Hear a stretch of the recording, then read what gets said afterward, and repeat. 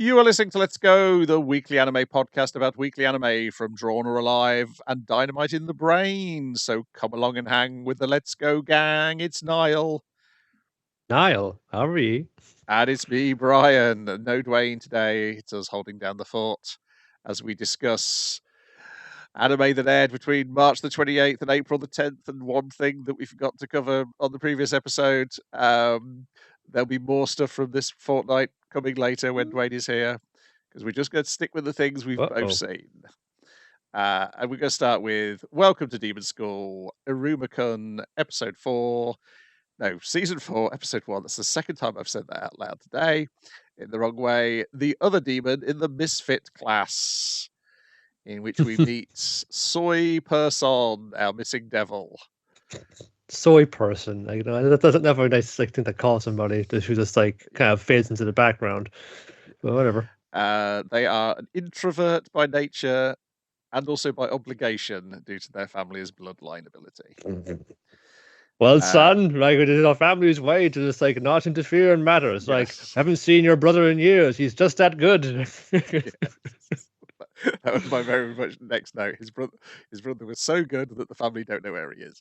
And so there's a lot of the episode is them, because they basically it's like two or three of them are up to the level they need to be now. Yeah, they've made a gamble to want to hold on to the cool Royal One classroom that they all are in. They have to raise their rank 4. But then, so because due to exploitability of a demon resolving the crisis in the previous series, they all a lot of them got a little bump up there. But some of them are still lagging behind. We got a bunch of them on 3, and then 2 all the way down at 2. So we got to get them right up there as well. But the gag is that they only think Elisabetta is the only one they need to get up. And then Caligo comes in and goes, "No, there's the other one, him." And they all turn around and go, "Oh, how long's he been here?" He's always been here. I'm a teacher. I take the roll call. Remember that the class placements, and he was here all this time in the background, all these class photos of your best moments. He was always there. You just never noticed he was there. That's just his way. But they need him on side because, well, if he doesn't get to rank 4, a lot of the rest of us would lose the sweet classroom. So immediately they're all surrounding him and bombarding him with questions, and he's gone like a shadow. It's like trying to entice a wild animal that can turn invisible. It's like, no, don't surprise him too much, Clara. No, calm down. This isn't gonna do it. Yeah, she goes. Her and Lead get so annoyed. She's like, "I'm gonna bite him when I see him." Yeah.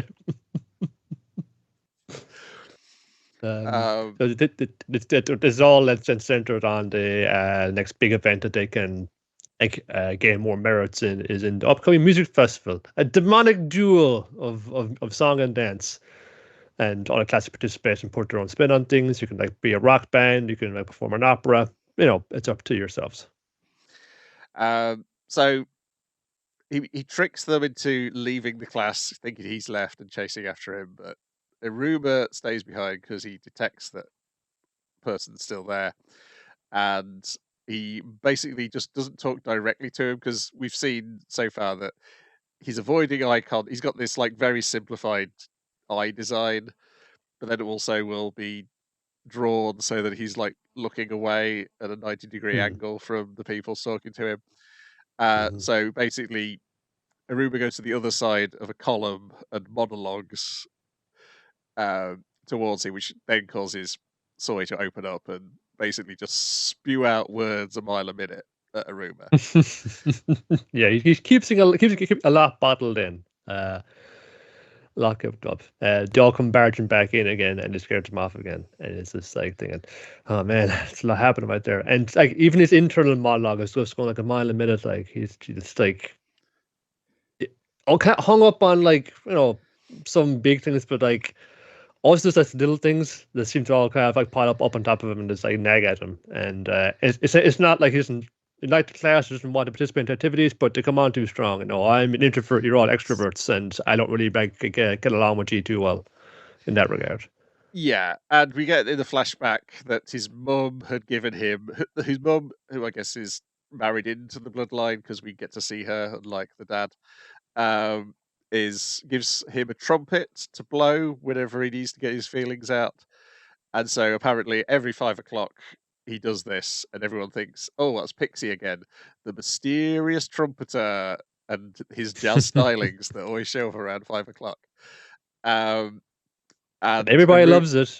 Yeah. yes, but Aruba It's figures out all where it's coming from and discovers that Pixie is Person, and then just exuberantly bullies him into agreeing to join the music festival. He's not trying to bully him, it's just his sheer exuberance convinces Person to go against his father's warnings. But he does point out you can have the music, you can have my music, but you can't have me. So you basically, have my speed somehow, trumpet, but that's it. yeah, yeah. And he's like, how did he convince me to do that?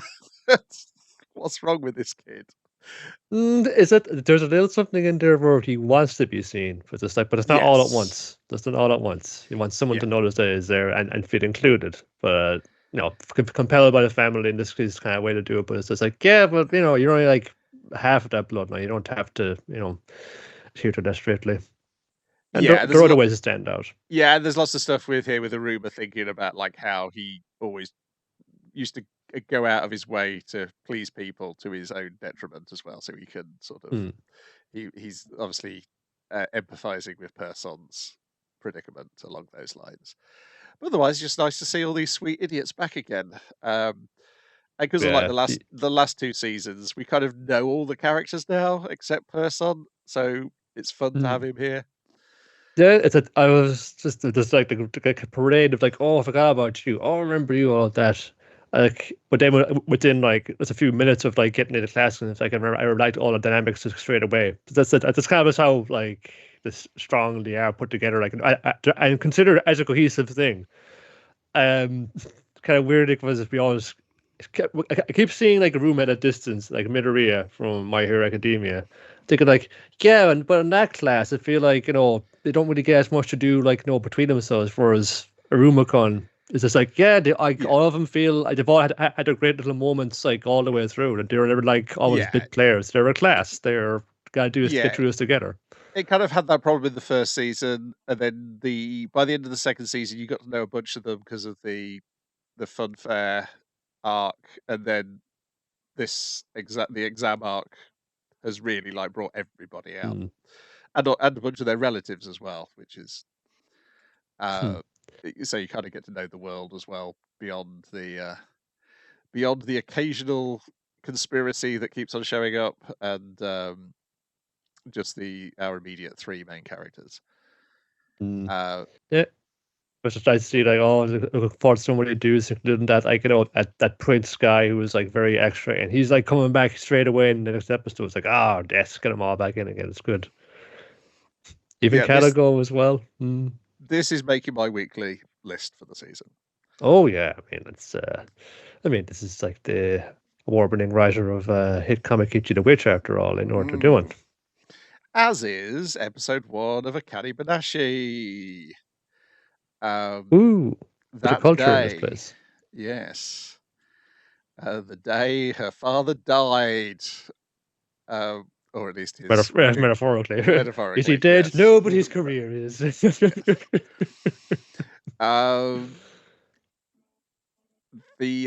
So I watched this and then I pulled out the first chapter again because there was things in this I was like, oh yeah, so I hadn't realized how absolutely clear it is from moment one that money is the thing.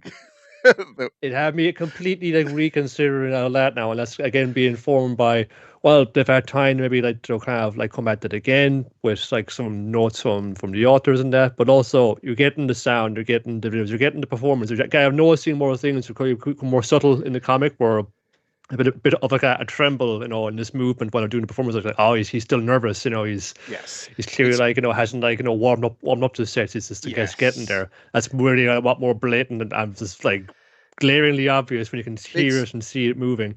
But I went back to the issue and I was like, oh no, it's actually more subtle than the comic was. I'm just an idiot for not. It spells stuff out more in that first chapter of the comic because this has removed some of the dialogue that was more expository, and the other thing it's done from that first chapter is it's dialed Isho down about 50% from that first chapter, because how he's presented in that first chapter is not really how he's presented going forth in the comic, so they dial that back a bit, and also Aki Atsuka's performance comes across disappointed more than angry at the end. Whereas in the translation, it was more due to the font than the words, but there was definitely like a whole set of words which are just not here because he was just laying on insults to the injury of firing everybody, of expelling everybody. I was like, yeah, that was the right thing to do because Yeah. the next time we see It's, him, he's not going to be that bad. no, it's like it does come out a sense like, it fucking hurts me to have to do this, but this is for your own good. And thinking now of like Isho's own background, particularly his childhood, it's just like, yeah, he's known some deprivation, and I don't choose between like like the arts or a job that will support your family, your loved ones. It's just like you can see a guy struggling with that and maybe wanting to do him a favor. But that's kind of all our speculation on our part because we've read more of the comic. Yes, but yeah, I was like, oh no, that was clear from chapter 1. I was like, I was a fool for not retaining that information. But yeah, it does it much more subtly in this anime adaptation. I think obviously because there's 200 chapters of character that the actors can now pull from, knowing where the characters are going. That perhaps the initial chapter of a comic where you've got an idea for probably 3 months worth of stuff at the start. But yeah, I really, and it obviously we've been watching Ganglion from the same director, and it's obviously the acting is even better here than it was there. He's looking like I think he's fucking. We'll get to his other one in a minute, but he's like kind of 2 for 2 on his big shows like for this season. Like, hope he can keep it up. Is that he's the busiest man in anime showbiz right now? Yeah, I highly recommend Akane Banashi. This was the last thing I watched of this batch of stuff because of it's not easy to stream in the UK. You have to go around the houses to be able to watch it at the moment. But to book an international flight to do this for you people. Yeah, you understand that, right? A few of those international flights. Anything else to say about that beyond how great it is? It's just like it's just like again a very confident fun start. It was highly anticipated. Had to worry there about the two. Can he handle his workload because he's across this and the other like. There's one of rather because there's so many of them already. The other one at Witch Hat Atelier, where it's also a very highly eagerly anticipated, long-awaited adaptation of a beloved comic about crafts persons and their art forms. It's like I guess maybe that's why he's just like he's kind of good at this kind of thing. He's kind of on both of these. You can lend like artist touch to it. We'll get to Witch Hat Atelier. I'm not as enthused about that one. But I agree with everything you say, but I'm still not as enthused about it. Demons of the Shadow Realm, episode 1. I wrote fantastic opening episode that grips you. Yes. You think it's a fantasy? You think it's going to be a fantasy anime, and then it reveals no, we're in modern day. And another layer on top of that again.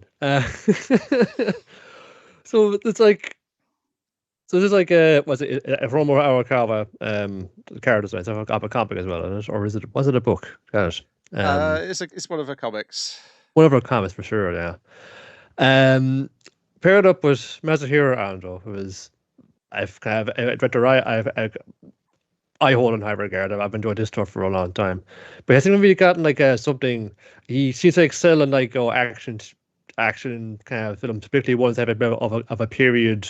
Element to them, so this gets that, but also it's that plus it's in the modern day, plus it's a kind of fantastic tactical thing going on. Because initially it's this like 2 twins who were born in a village, and it's like, oh, these are children of prophecy. They will bring disaster / like prosperity to our village, and it seems like a mountain village in like rural Japan in medieval times, or like in centuries past, and since that. Then you kind of see overhead, it's like I can see a trail of like of dragon gas, and you can clearly see viewer that is like it seems like the jet trail of an airplane flying across. So you get to get, and then like the merchants come by and saying, "Oh yes, how's it going down there? Like in the outside country, like everybody who leaves the outside country of work usually doesn't come back, so we don't get much news back. It's like, oh, there's an awful plague happening out there. Like you wouldn't want to go out there, no way." So you get this sense, oh, it's just like the fucking like the Village, the anime, but better than that film was.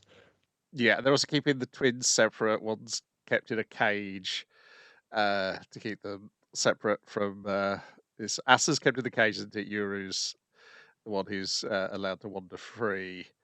Of course, then by the end, we discover that's not Asa. She's because the village gets attacked by soldiers with modern weaponry and helicopters, and also people with superpowers. Oh no, it's the Iron Dragons. It's like it's a fucking like Black Hawk helicopter, you idiot. Well, you're fucking gawking at that, like the commanders will come up behind you and cut your throat already. Oh, there's brutal assaults, like, and then as you say, there's little kind of anime girl Shan comes by and she's just like going gobble gobble gobble, and dudes are just getting bitten in half by an unseen force, just bicycling out their entire body. It's just like the brutality of this, like this wham straight into it, like a fun truck careening into a school. It's just like devastation all around. Oh, it's beautiful. I love it. And also with this group is somebody claiming to be the real Asa, who annihilates the fake one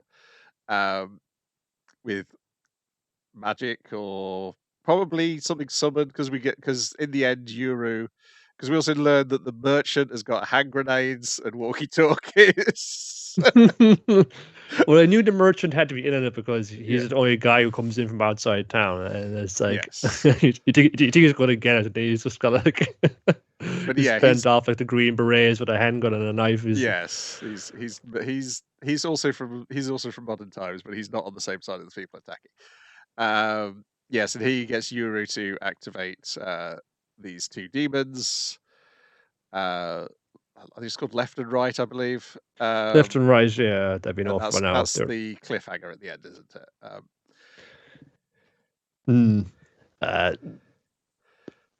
it? I could know the real Yoru. I don't know, the real Asa. I get messed up. The real sister. It's kind of like a combination of a bunch of favorite Shiroma Arakawa character designs in one. Like you just see that immediately and think, oh, you're way cooler than like the sickly one who's kept in the cage. I want to know what's happening with you, like. And it doesn't invite so many things. Why did they get separate? Why was he kept here and why did she go? It's just like something that's going on. The old lady, the old granny who first delivered them, and seems to be in on the agenda of the village itself. Seems to have had some kind of backup plan for just such an occasion. And there's something like bubbling around within the blood of the fake sister, fake Asa. Or is it Yuru? Yuru's the boy who summons the two demons at the end, and it's Asa is the. It's just mixed up because it's just like you think of Asa is up to dawn, so of the mornings. I think that would be the blonde one, or it's the other way around. Yeah. Yes, because by the end you're like, are these people attacking the village actually the bad guys, or is it the people who are putting on pretense that the world doesn't exist and putting fake sisters in place? Are those the bad guys, or are neither of the bad guys, or they're both bad guys? What on earth is going on? Yeah, and there's different kinds of demons. We see the one that the girl is using eventually. It's like a big set of jaws that with lots of eyeballs on it, biting around. But they be as different as the ones that Yuru summons, which are a big muscly dude and a big muscly chick with horns. Who formerly then were kind of like lightning dragons that were like jumping around and tearing down the choppers out of the air. Yeah, and these are, if you've ever seen a ghost or a cryptid or heard of like a demon summoning, it was one of these things. So these are the explanation for all phenomena across the world. Yeah, and I like the fact the thing to summon them is overgrown and they have to get rid of the dirt first before it properly works. So there's just nice little fun touches like that. And while being held down by sniper fire, let's get out there and dig it out. Come on, oh god. They won't shoot you. You go and Yeah, I was like, oh, I definitely want to see the next episode of this because you've got me gripped. As you say, and also it's a wonderful production as well. yeah. Uh, Just, I, I was wondering like how much the Masahiro Ando of it all was part of the design of it to make you think, if you weren't familiar with the manga, that it was going to be that historical uh, period piece again, or whether that was just a happy yeah. coincidence.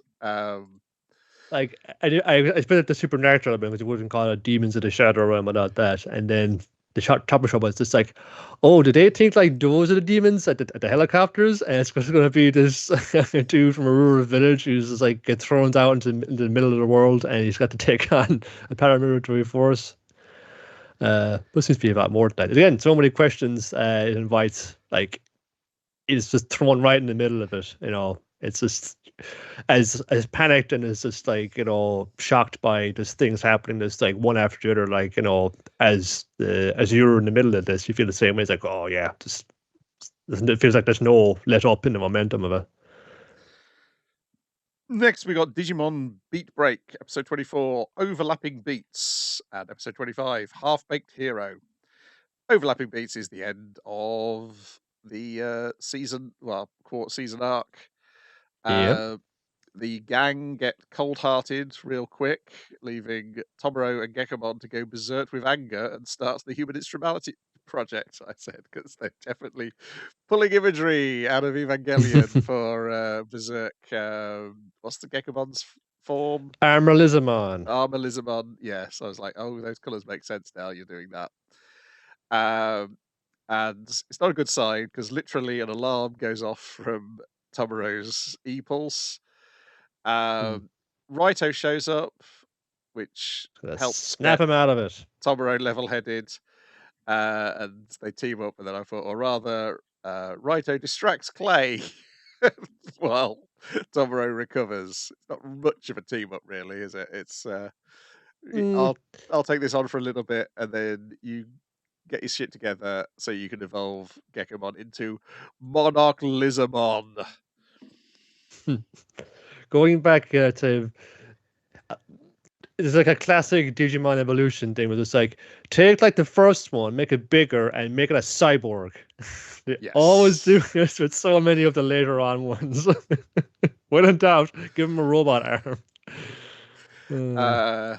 Yeah, which means it's fun next week, the following week, when we just get it's one of those Digimon who's basically just a human being.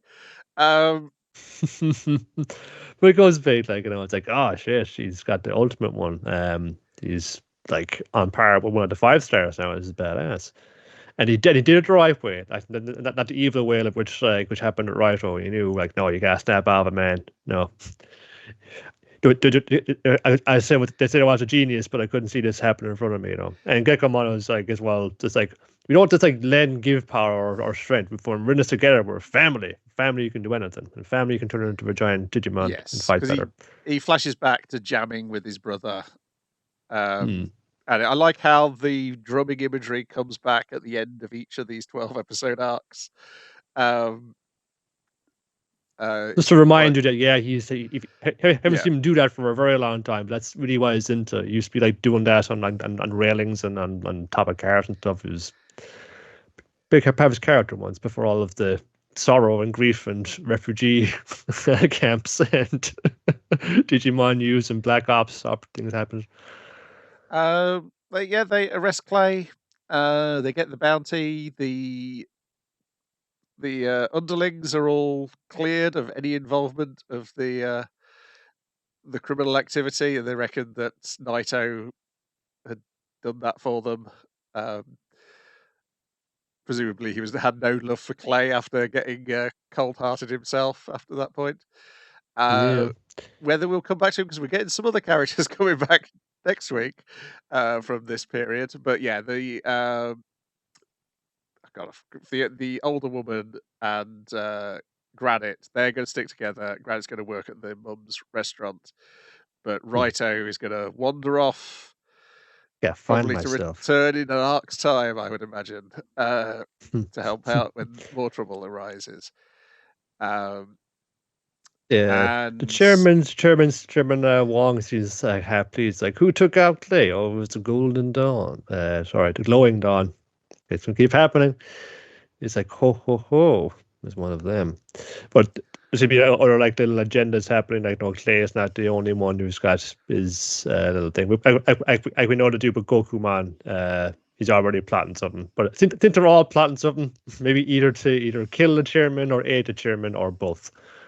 yes, because you see the older woman is sending two of her underlings out to keep an eye on Yeah. what the Glowing Dawn are up to.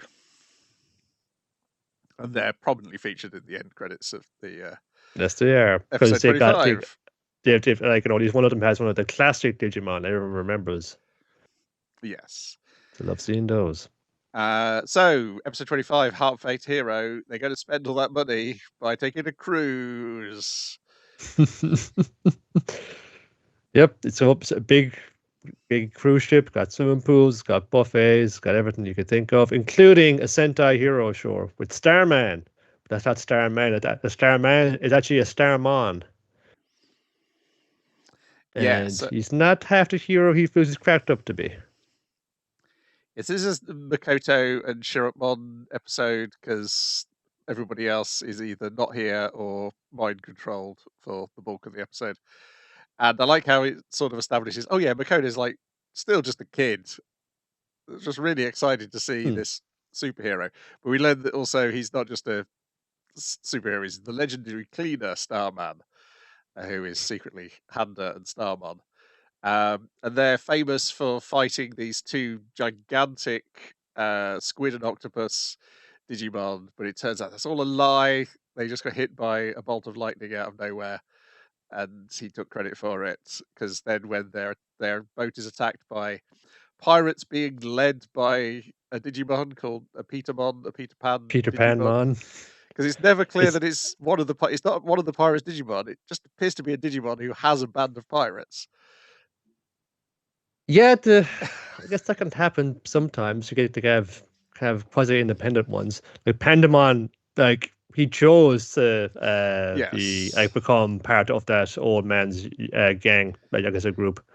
So that happens sometimes. No, and then you have also the ones that are running wild that took Tomoro's brother's pulse to begin with. So there's this just run around by themselves sometimes. The system is intelligent enough, has connections to get also, actually, these aren't like no Yahar pilots. These are like modern day pilots that would be like in the Somalis in the of course the Somalia who were like Captain Phillips who get onto the ship with AK-47s and they're gonna like rob all your jewels and things. Just we have a Digimon that can put everyone to sleep at once. Much easier. Yeah. I assume it's the deal must be humans get all the treasure and Petermon gets to take all the children to its other dimension that it takes children to, according to its wiki page. Um, Mm, yeah, I also like. Neverland, eh? Yeah, I think knowing that like Makoto looks up to this Starman superhero type character, then that kind of makes sense of why Knight Jirotmon looks like Batman. Um, that he'd evolve his Mm. Digimon to have a superhero appearance. Yeah, Yeah, it's kind of good. There's a lot of Starmon just getting beaten up repeatedly. It's a quintessential filler episode, but it's a nice character episode for Makoto. yeah. I like the shape of Starman. It is a Starman even. If it's not like an old designer reusing, it feels very much of a tone with like a Digimon design was just the amount of like buckles and belts and things on the Yes, arms he and is legs. in the original. There is a Starmon in the original series where he was a sheriff of a town. But also in that same story, there is another Digimon called Deputymon, who is a gun Digimon. It's a gun who carries guns. Oh, that do what's that? No Guns Life. He's got a gun for a face Yeah, a and he bit got a like that. gun. Yes, he's got a gun for a body. Does Deputymon?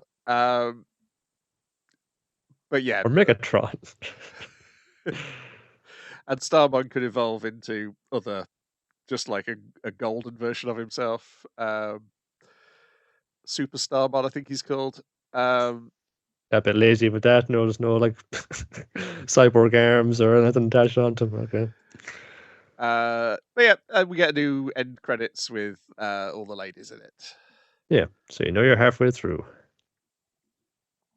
Then next on the docket, it is One Piece, episode 1156, The Long Sought Elbath, The Big Reunion Banquet. All right, series 2. Right. Can I just jump in right here and it'll be fine? I can't believe the people whose databases they've made a series 2 of One Piece. What are you doing, lads? But then it became in production, didn't put on the episode, so it's thinking like another series, like, yeah, sure. It's called a healthier mode of production. Come on. Is it me, or does the framing seem really claustrophobic in this episode? I don't know if it's just because our characters are going to be drawn tiny for so much of the next 2 years of the anime. There's a lot of like executions and near executions happening. There's a lot of like people getting like things pressed to their head or their neck, really close up. Everything's like just a little bit closer than it used to be framed. But they kind of do nice things with it though.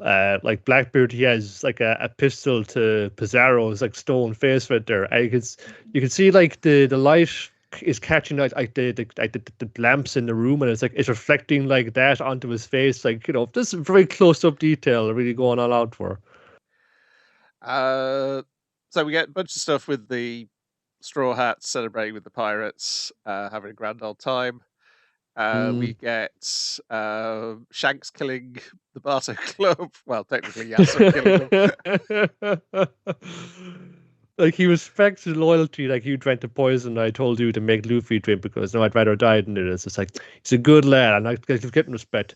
Sure, but they can't respect you like that.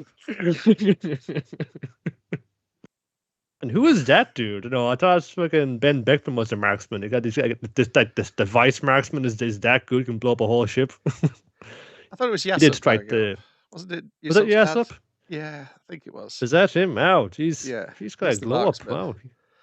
I suppose without his headband saying what his name is, it's hard to pick him out sometimes. Maybe I'm wrong, but I assumed it was him because I assumed he was I always took him as the sharpshooter. Well, some of the designs are kind of a bit like that. They've just changed a lot over time. Yes. I really like Blackbeard complaining that the lads at Full of Lead had failed to keep Moira and Kobe imprisoned while he was gone. And then Kuzan going, don't worry, I got Garp, and he somehow miraculously survived my attack. Oh yeah, it's pretty tough. It took all of us to take him out. Phew, man, I'm Bush. We can see what good job he did, right? And we get Lafitte for the first time in apparently ridiculous number of years with a brand new voice because the original actor no more. Explain he's there at the Red Line, apparently reporting that the revolutionaries are preventing any sort of food from getting in. And so Blackbeard's like, "Oh, excellent! Now's the time, lads. We've got a marine guy. We've got somebody who can now. Well, he doesn't know yet that she can turn into an executive. We've got somebody who can read the poneglyphs. Let's go and do the thing we're not going to learn about in the comics yet, but we can have a pretty good guess about what it is in the comics."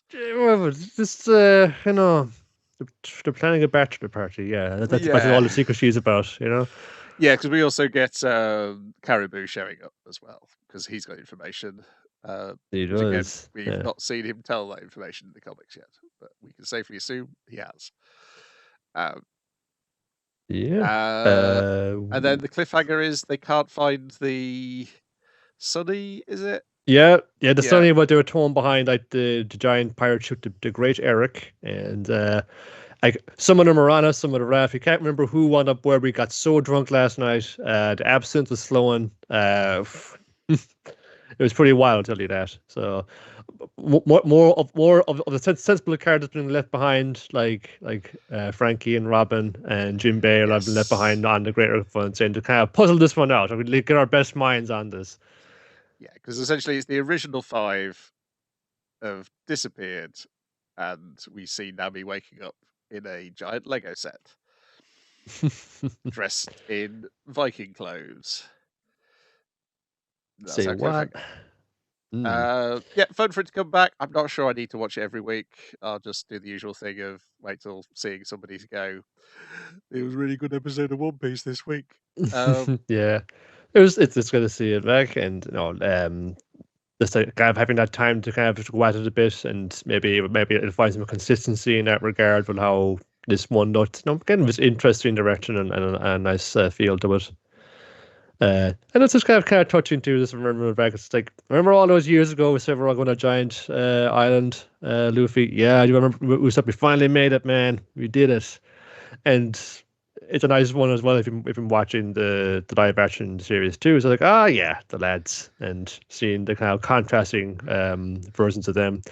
Yeah, because And they this, definitely forward loaded some information in the live action that you did not get when you met Dory and Brogy originally in the manga, and I'm fine for that. That's fine.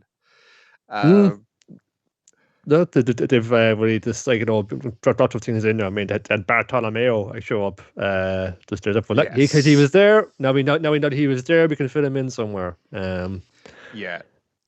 The other thing which struck me watching the live action, and I knew this really if I thought about it, is that it's going to have loads and loads of roles for older actors. Because you Yeah. forget just how many old people there are in One Piece and in prominent story positions. Uh, and you get a lot of that in this latest season of the One Piece live action. And it's grand. Yeah, like we're just finishing watching. We don't know. Well, yeah, we're like watching it before and just enjoying it. Just wanted to go back to it with Boston Legal, and toward in the last news of that, it's just going like completely just like ape shit because I know they're getting cancelled. But that episode there, like well, why wasn't there any like TV program which has prominent like older actors in it? It's like no, like what? Like Boston Legal? What do you mean by that? Like it's like having a wink at that. So. Maybe that's what I'll get them all in doing One Piece now. Candice Bergen as YK China would be great. Uh, yes. I don't think she's an older character. Um, also, I Oh, suspect which one is she? Suru, Suru, that's her. the Yeah. I one get who it mixed up. turns you into washing and wrings the evil out of you.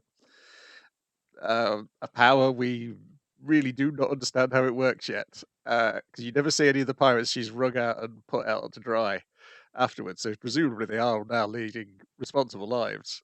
They're in the Marines now.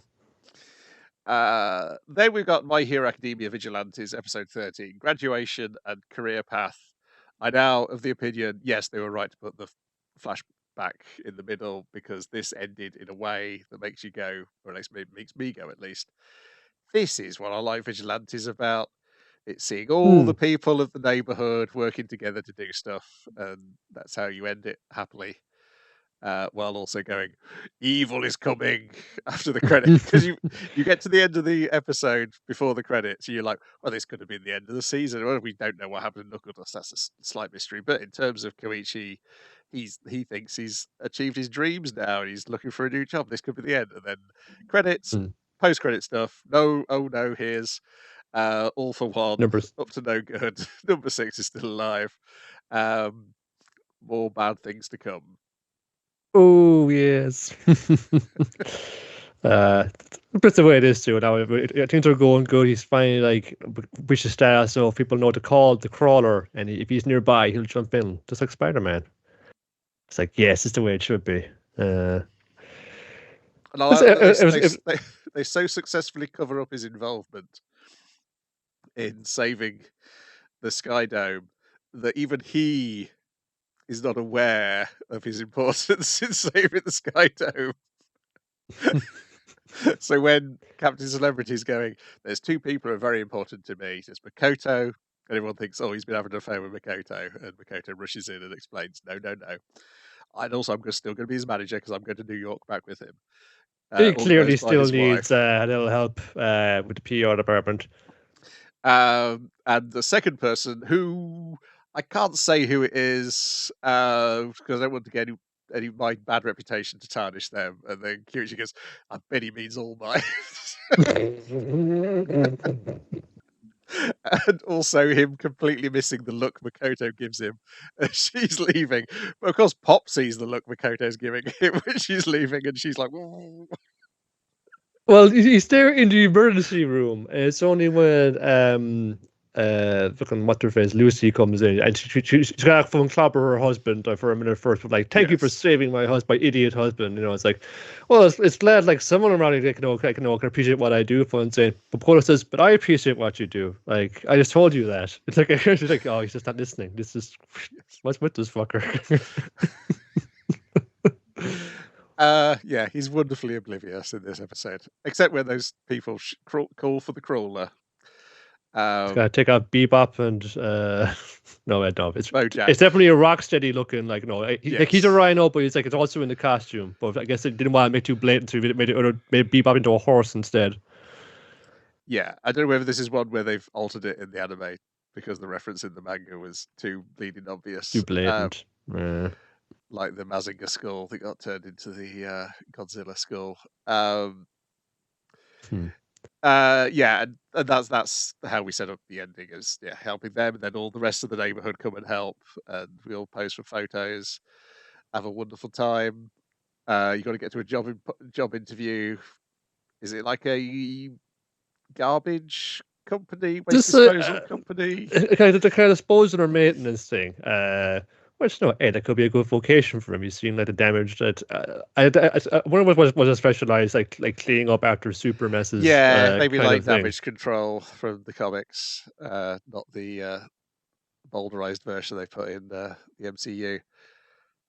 Yeah, I can't remember what it is and where it goes. But yeah, he's the impression Pop's getting is like, oh, and from what he's saying, he's like, I've achieved my dreams. I've got one hoodie left. Once this hoodie's worn out, that's the end of the crawler. I'll have a responsible job. Vigilantism will be in the background. I had me fun. I'm an adult now. And she's like, go, oh, oh no, I've got feelings for you. And you're moving on. We can still hang out though, right? And meanwhile, the police are looking at two different bloodstains. One, they go, well, this is the hero O'Clock. And this other bloodstain, not even sure that's human. We don't know what it is. Burn him with fire. Get it out of my face. Yeah, very satisfying ending. Yeah, the thing like having a steady job means he's got like an actual work life to go to. And that's probably what creates the appeal as well, is that superheroes are puppet, but you still have vigilantes like this. You still have this sense that Peter Parker's got to run around the corner and take off his gear and change into Spider-Man outfit. You can go out and fight crime. It's just like, there's a little like element to it that is missing when it's just like, oh, a superhero is just being like nationalized and made public. It's a public like service now. So it's a little less that kind of thrill in it, of trying to balance this like against your personal life. Like your superhero life is your personal life, it is your career. There's no like trying to hide it. People understand it's a job you studied for, so it's not that level of tension with it. Yes, and he doesn't want that, does he? Because they point out that when Kojo's brother confronts her, he's figured out from what Eraserhead's told him that it's fine covering it up because he's not in it for the fame, he's in it for the civic duty. Of course, which reminds him of his boyfriend All Might. And so he's fine with covering up for him because he doesn't think he's a stain. He's not going to turn out like that. He's just going a few steps up from picking up the rubbish, which what he started out doing. Because presumably that's the main problem they have with other vigilantes, is people doing it for self-aggrandizement without going through the proper channels, or because they eventually feel superheroes aren't doing their job properly and need to be stabbed. It's just love of the game, man.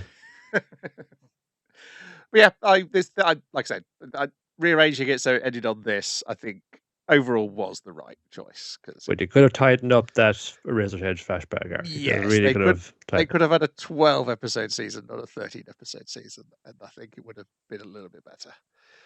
Talking of things which had 12-episode seasons, You and I Are Polar Opposites, episode 11, Class Trip Part 2, which I will struggle to remember because I watched that 2 weeks ago, and You and I Are Polar Opposites, episode 12, Step by Step, which I'll have find easier because I watched it today.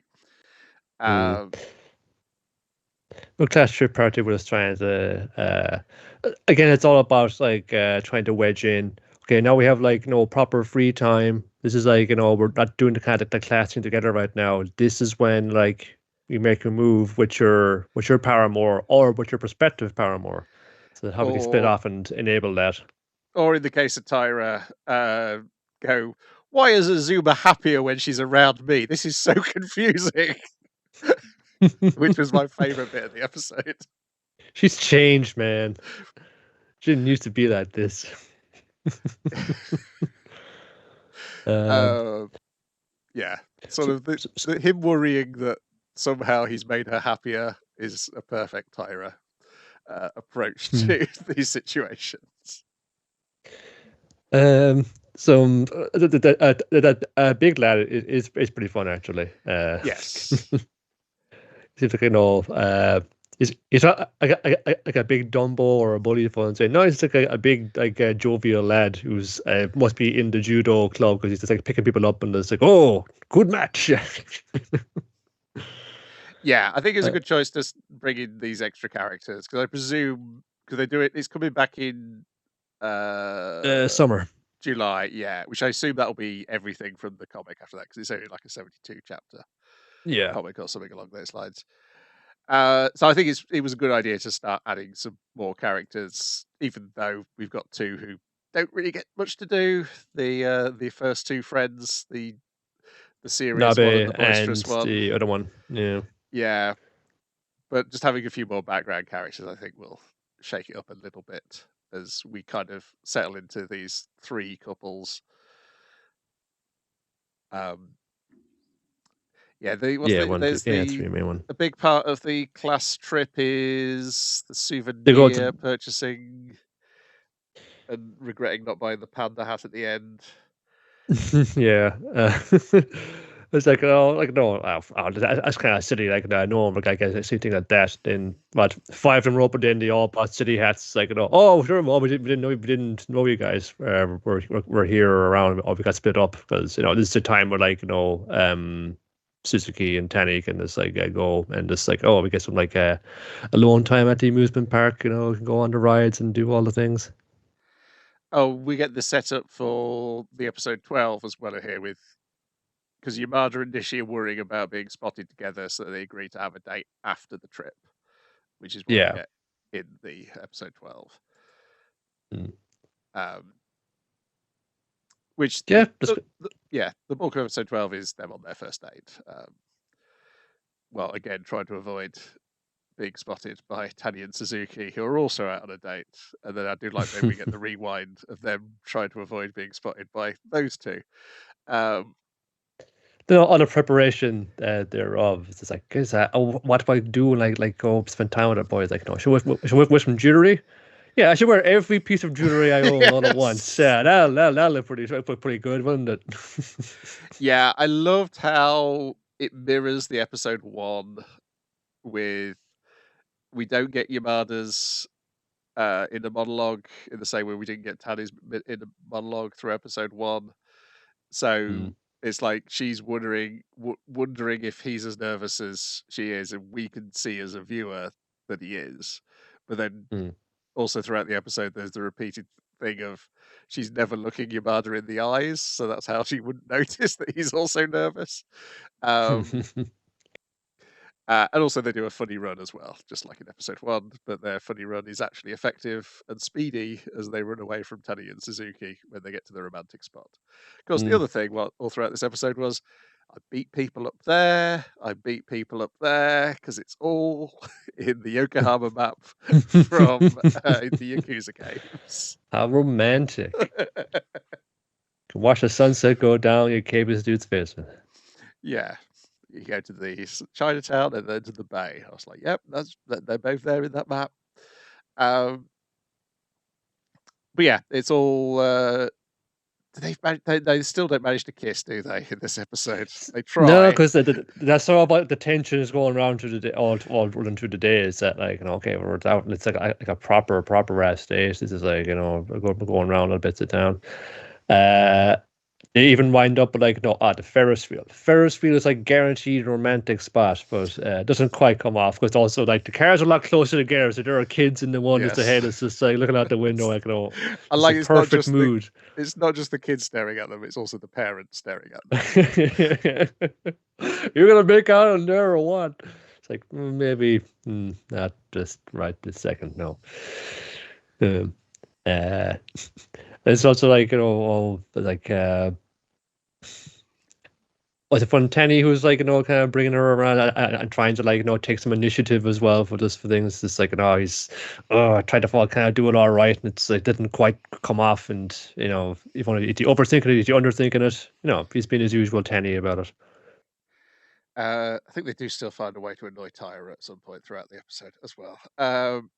They go into the convenience store Yes. again, and she's for a big. Well, it's I don't know, is it a big city or a big part of the city or what? Like, I know, like, there are like convenience stores like every couple of yards, so they always keep going to his one.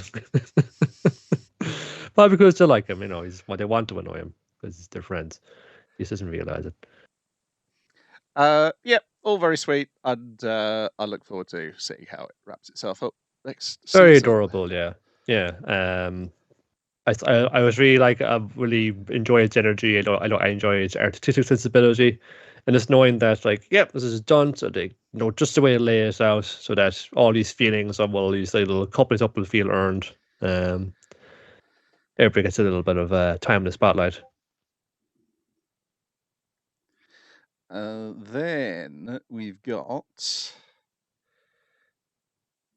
a message from Dwayne that I'm just reading. Right now, then we've got Witch Hat Italia. Episode Hmm. 1, The Magic That Started Everything, and Episode 2, The School of the Grassland. Now, this is a series that I liked the plot, I liked the animation, I liked the direction. The character designs annoy the hell out of me.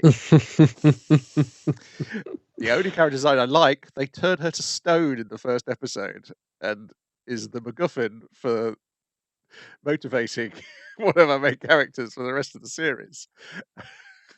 And then we get to episode 2, and it's like, oh, it's what if the schoolgirls from Anne Shirley were more annoying? They show up. And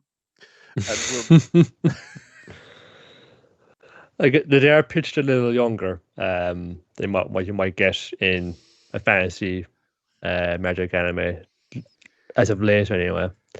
I sort of like, this is more like, like a kind of children's storybook sort of feel to it, and it is like kind of pitched a little bit that way.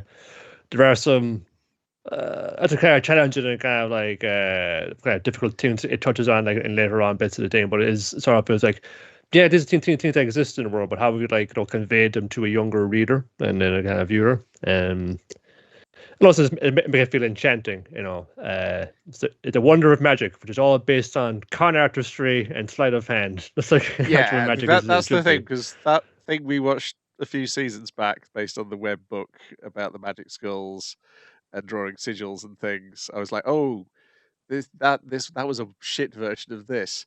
Because this does a much better thing, because it's like the controlling of magic is not rich people grasping onto power. It's like magic is fucking dangerous, so we've got to keep it a secret. Yeah. We had wars fought over this, multiple wars, and only way to kind of put it to one end was just to put this, like, thing away and take it out of, like, hands. We just gotta, like, regulate it and keep it. Yes, that it was what it felt like. It was regulation, health and safety. We got to keep magic under control, and we can't let people know what magic is, because Mm. they'll just start using it willy nilly again. Yeah, Um, that's what happens to Coco because she loves her magic, loves to be a witch, but you had to have the talent for it. You gotta have the talent for it. She'll always be like a tailor's daughter, and but she gets past the book by a totally legit witch, a wizard, in a shitty back iPhone saying, "Hey kid, do you want to see a book of magic?" And she fucks around with that. Uh, as happens, and turns her entire house and her mammy into stone, or all crystallized. but yeah, she only fucks around with it correctly though when she's snuck a look and seen what magic really is from Hmm. when our main guy has been repairing the Pegasus couch that the two local oiks had broken. And Yeah, realised it's it's drawing, and then she realised, oh, that book makes sense now. That colouring book makes sense because it's got all the magic in the book, and the wand isn't a wand; it's a pen and ink.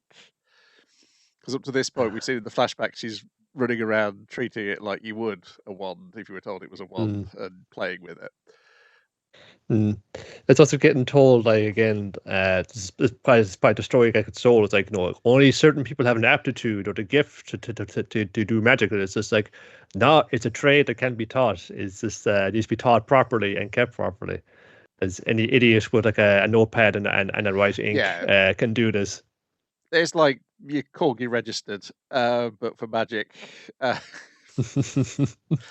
Uh, so yeah, our other main guy is Quifrey. Yep. Um, Not Gojo, not your not man from Gakcho. Windbreaker. It's just the style at the time. You're just gonna have like a tall dude in black who's very Not jovial and has Kakashi. white hair. Yeah, not Kakashi. He's not Gegege no Kitaro. Um, definitely not many of these people, one-eyed people with magic abilities. I assume he's one-eyed with his weird pince-nez one being blacked out. I think I've seen behind that in the comic. I forget now in what contest it does, but he's got secrets. No, he's very kind and but it's like you can kind of tell he has some kind of like questioning or at least some kind of bending of the proper rules of witching and magic in society. He's been known to just like question some of the teachings of that.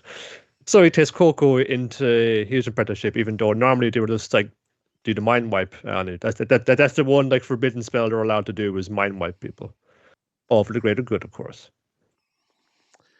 Yeah, and then the second episode we meet the other girls. One is bright and perky, one is dour, and one's a bully. It's like at the end of the episode 2, Griffin's like, okay, I'm going to leave you in charge of Coco now. Bye, treat her nice. And then she immediately starts bullying her as soon as he's out the door.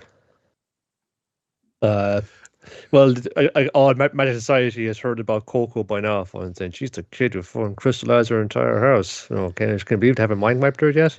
I think she just feels aggrieved by that because I fucking like worked my fingers to the bone, ink and seals. Look at his fingers are all stained with ink, and you just waltz in here, get your apprenticeship like that for fucking up.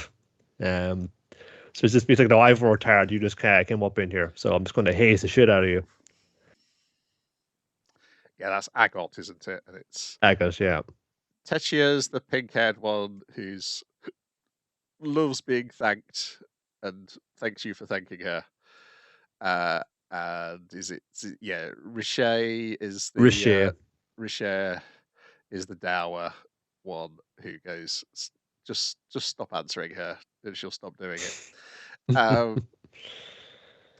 But yeah, it's particularly Quifrey's character design I find egregious to look at.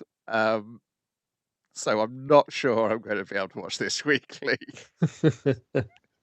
Again, this is the other one from Mayumi Watanabe, and it's like another very very kind of confident delivery of an eagerly anticipated comic. Again, but can it keep up this sort of pace? I split between two. Can you keep this up? Because this is pretty kind of demanding one. Because the art in Tomoe Shimahara's comic is just like it's very detailed. They kind of evoke some of that here with a little like a pop up book, little transitions as well, which are pretty cool. It's like, because I want to like get some of that. If you love stationery, if you like a bit of like if you get a bit of like a buzz of a stationery and nicely bound notebooks and paper and things and pens, this is also one that will set you off a bit. It's lovely rendered desks and things like that. Oh yeah, I'm looking at the character page on the website, and I'm definitely not going to be able to watch this because there's this other guy who looks like his beard's been painted on. Yeah. So yeah, that's not on my list. And so yeah, the Shadow Realm is on my list. Akane Barashi is on my list. Irumakun's on my list. Beat Break is still on my list. So I've got 2 more slots available. For full Will it be length any of stuff. these? Any of the following? No. Petals of Reincarnation, episode 1. Those who shed petals. This is nice looking. The protagonist is an arsehole. Yes. I haven't got any talent. I didn't stand out. But God can get talent. God get skills. God get rad skills. Otherwise, no one will respect me. Yeah. So yeah, this kid he's in the shadow of his dead brother, but his dead brother has such a character design. I'm going to almost guarantee that he ain't dead. There's a post-credit scene where he definitely is not, or yes. the different like there's something else more going on with him. And he's like, yeah, mainly because of his arsehole parents. But yes, it's like, why you got to? I've got to get a talent. And he hears this urban myth about slashing your throat with a twig. We'll A get special you twig. a special twig, and then a girl with the abilities of Miyamoto Musashi shows up at his skull, and yeah, he gets the special twig. He slices his throat. He gets the ability to steal stuff, and they take down a. It's a historical it's serial not Jack the killer. Ripper. It's a different No, dude it's a different killer. Yes, I did think he look it was the up, acid but not. bath killer.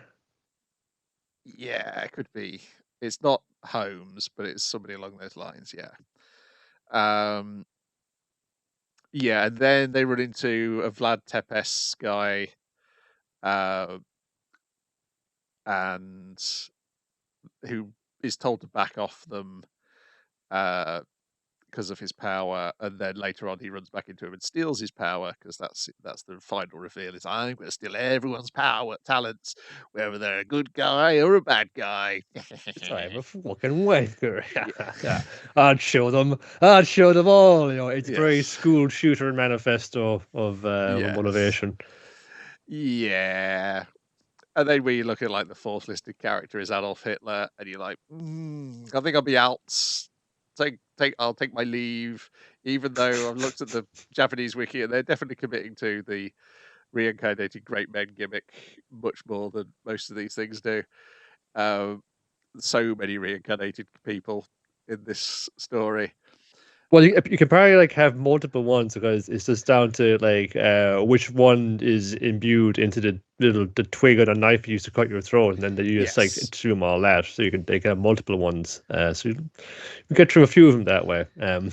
What if Fate staying out but faster because you can have more of them all at once? Yeah, and I from looking at the Wikipedia, I don't think he stays an arsehole for too long. But also, it's not for me. I'm not the target audience for this. Was I Damn, ever? there's some pretty fights though. It's very nice looking. That's the thing.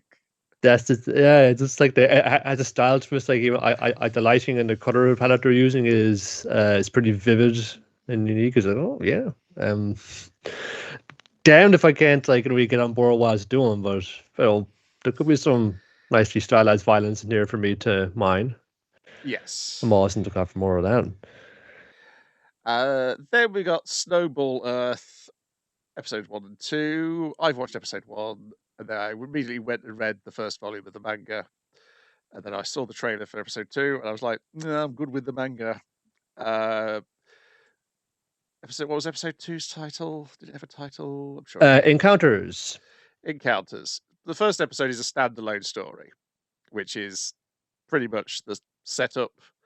But unlike the comic, it's told we've seen this on Golden Kamuy as well, but that not Golden Kamuy, Vinland Saga, Yeah. where they've taken stuff that was sort of in thematic order in the comic and decided, no, let's just flatten that all out to chronological order.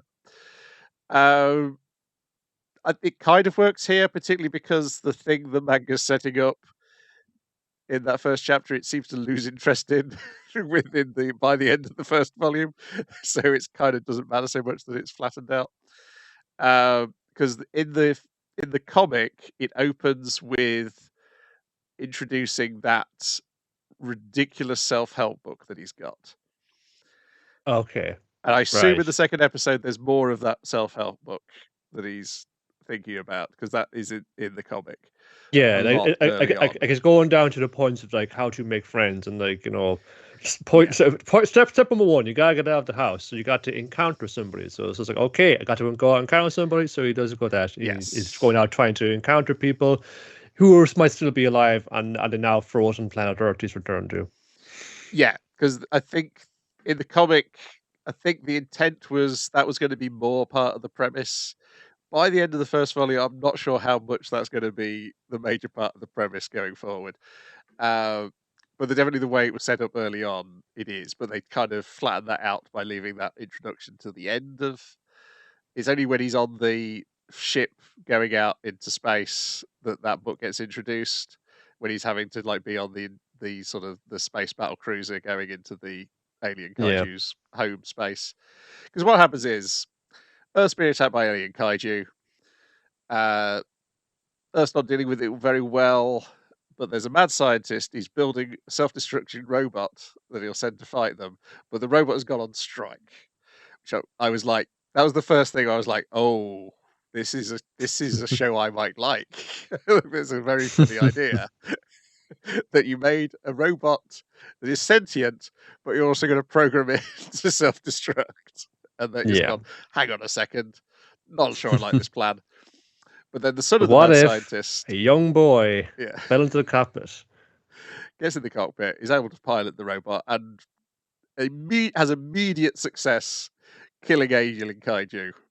And basically, the episode is that sort of montage of him like growing up, like you know, he's like, you know, to put more bits onto the robot, upgrading it, making it bigger. It no longer resembles like it's of egg or ball shape from the starting point.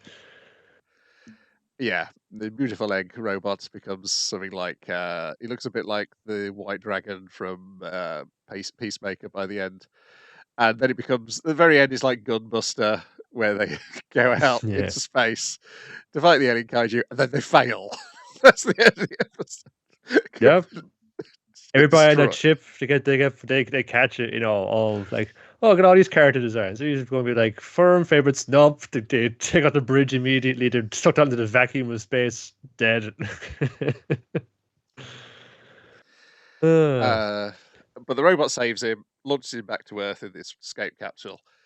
Only make lots of friends. Yes, the end credits is the author of the book. The next episode is the author of the book introducing himself. Then episode 2. Now, what happens in episode 2? Well, he's there in the party escape pod. I thought, well, the whole planet's frozen. I just gotta get out there and try to do it. We've got rations, got emergency supplies in there, but I gotta go out and see what it's just because I can't make any friends if I don't get out in the world. So step 1, get out of the house, get out of the pod and go out there and things. He's kind of like stomps around for a bit. It's just like, oh, there's a man right here, isn't he? And it's just this old guy like in a coat with shades. It's like, well, what are you doing outside here? So it's like, whatever event flash froze the planet apparently all at once. This guy was sat out in it. He was just crumbles into pieces, you know, snaps in two. But he did have the keys to his digger lying around, so he hops in the digger and bombs around that for a bit, and then gets assaulted by one of they're kind of like city-looking, like big lizard-looking kaiju. They got big googly eyes and... Yeah, because the original ones from before he left Earth looked like a bit like axolotls, didn't they? Yeah, that's a bit of a crazy lizard-looking yoke. Fights it for, or it knocks him into a hole, and this is I can see more about the civilization before. And then the guy gets into fighting it. He's kind of remembering his instincts now. He can't get on with people at all, but he seems to have a knack with machines. So even this like tiny little digger he's driving around, he's able to just fight off giant like kaiju with it. All to the point of like blocking his blows, so you can snap off the end of the digger and just got a sharp point, which he just pokes its head out. It swallows him. He kind of pokes it in the brain, and then it kills it. And then a bunch of people folks show up in snow gear. There was like a lady in a big long coat and her two hangers on, like a big dumb guy and a little sneaky girl. And they kind of go around and to hunt these down. They notify the harvest squad, and as they come around, and it comes a big whaling operation. We're just like dissecting it and taking off all the flesh and using the oil of it, even like to heat the lamps, or power the lamps using to look at it. They have Tetsuo, the kid, they got him tied up. It's like, whoa, people right there. They got me tied up though. That's kind of messed up. Well, luckily, all that time in zero G and Nox, I've dislocated my arms numerous times. He just goes, just like brings his arms forward. And that sort of gets you a sense of what his mindset is that he can't relate to kind of people that well at all, but he has this weird thought patterns and other things, kind of practical, but not something anyone would do like readily. Which probably made him suited for piloting a robot as a child to fight giant monsters for a living. What's happened then after that? That was it's like they're kind of like a child running around who's like with one of the whaling crew, and he's been told not to play under the icicles, and then one snaps off, and Tetsuo intervenes and saves it, and it just says, "My son, you saved him. I gotta thank you, man. What's your name?" He's like, he's just like, hey, you two back off. He's just trying to like, just do me a favor. That's good enough, man. It's like, I forget what to do. His name is, this doesn't. He's to introduce himself, and it's just like, wow. Step one, I've talked to somebody today. Yes, I've made some friends. They're interrupted then by a different kaiju seems to burst in, but it's a different shape. It's sort of like semi-humanoid now. It's like a long little look at the rest of them. It seems to be like a stage ahead, and it's kind of better because it's sort of like accentuates the kind of creepy nature of them a good bit more. The kind of uncanny thing that's what kind of leaves off, and it's like, oh, one of these jokes. Yeah. It's like I kind of grew to again like his characterization a bit more, where you're seeing maybe a realistic depiction of like what a young boy who never properly socialized. He spent all his time piloting robots instead. His best friend, his only friend, really was a robot he was piloting.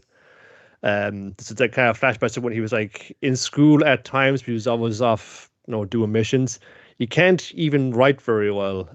It's something he even learn how to do that. I suppose he's using a lot of like consoles if he was ever kind of typing and things, but you can't like even do like simple characters or a simple kanji, and like lads kind of making fun of him and saying, "Oh, if you can't even fucking write."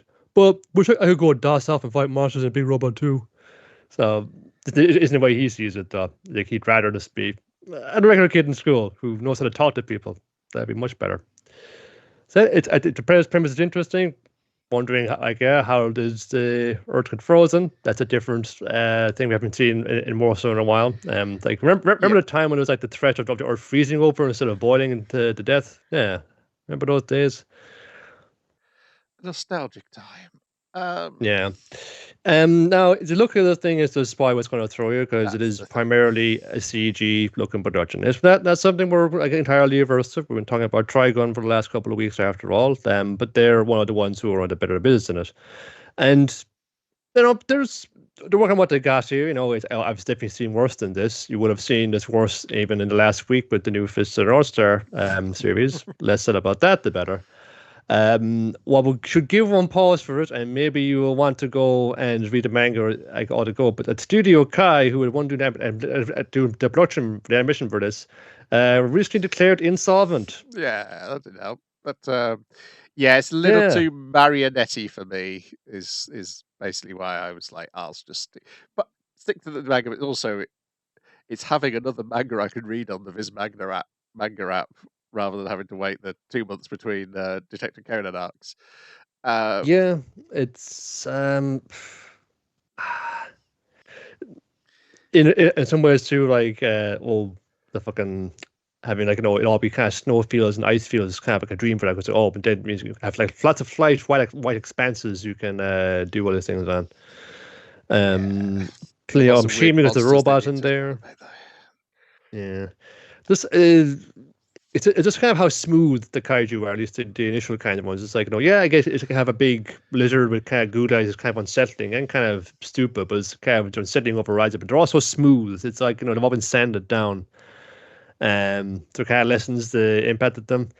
I comparing them in my mind as well to a different comic about like a boy and his robots hero organization, and the monsters in that have a bit more of like a flair to them in the design. Yeah, from what I've read of the comic so far, the thing it reminds me of what I'm currently reading is Mad, in that ultimately it's the humans that are the actual real enemies, rather than the monsters.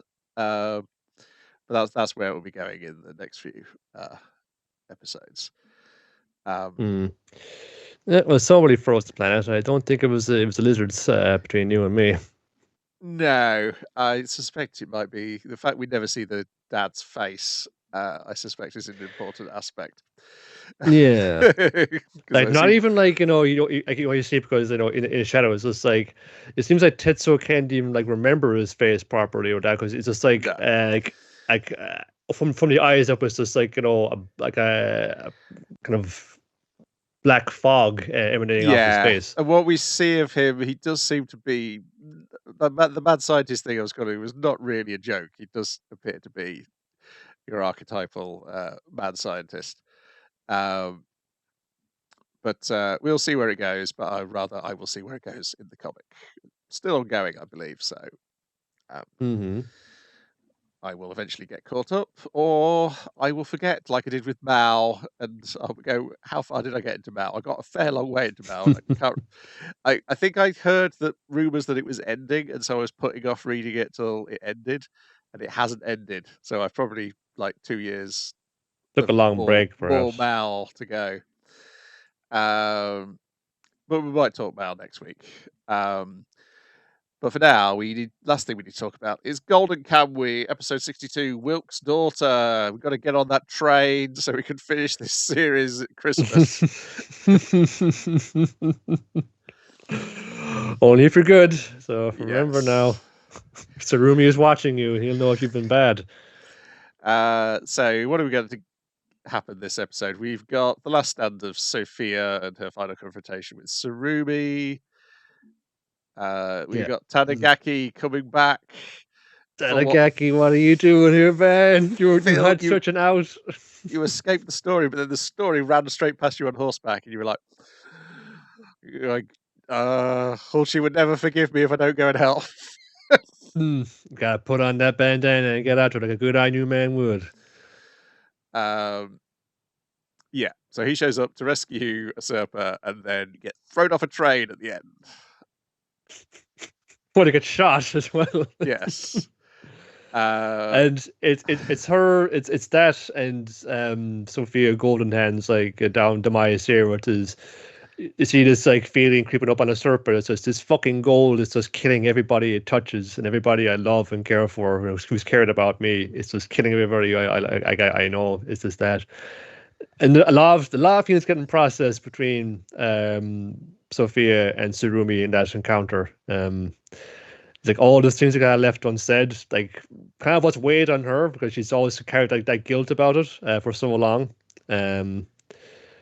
But then, like parallel to that, now like Surumi has just like been a party of and inflicted of so much retribution. That's kind of that would have been enough, but it won't be enough for him. And there's a kind of understanding there between the two of them of why things shook out how they did, how they got. But he's still taking a lot of pleasure in like unloading the clip into her. Yes. We also get Agata finally defeating Vasily. Though we do not see a corpse. No, but let's see let's see the rifle drop out and the blood flowing down it. It's just like using like it's no, it's down to like who's the best eye. It's like it's also a sniper's intuition. It's like no, he's just no. I can see the flash of binoculars there. No, it's too regular. It's just hung the binoculars down to the strap. He's really up into. Yep. And then I do wonder if it's going to be a special because it feels like a bunch of this should be in the special as well of the Runaway Train because we get a fair bit of the train. You get to get into the carriage and it's just loaded with men from the 7th Division and they just go to Yes. town. Like Ushiyama is this one judo throwing guy through. Hijikata is chopping his way through, shooting his way through. They're all having to go already. But by the end of it, most of them have infiltrated and got onto the train. Assume he's back in Terminator fucking T-800 mode, where he's just not really saying anything. It's just like smashing his fucking thing to the window, grabbing a surfboard, and then like grabbing her. He's getting the fucking bayonet through his hand, and it's just like allowing it to kind of carve through his hands. We can escape of it and keep grabbing and stuff. He's just not fucking focusing on anything but getting that the deed book he knows the surfer's carrying. Yes, we've got hijacking the engine and declaring we're on a one-way trip to hell. Yeah. A bunch of them started pairing up and find their dance president from Ushiyama. He opens like Tsukishima, like opens the door and sees like all these dudes just fucking laid out. And it's like, oh well, here's like 2 fucking hard cases ready to go at each other. The thing is, when I reread this the other week, I forgot a key element which is not in this episode, which will be in the Runaway Train. I don't know how I managed to forget that key element, but I'm so looking forward to seeing it in the final part of this story. I'm sure I've forgotten it as well. It's amazing. It's an amazing thing. It's a thing where you go, when you see it, you'll be like, how did I forget this? It's absolutely insane. I'm so looking forward to that.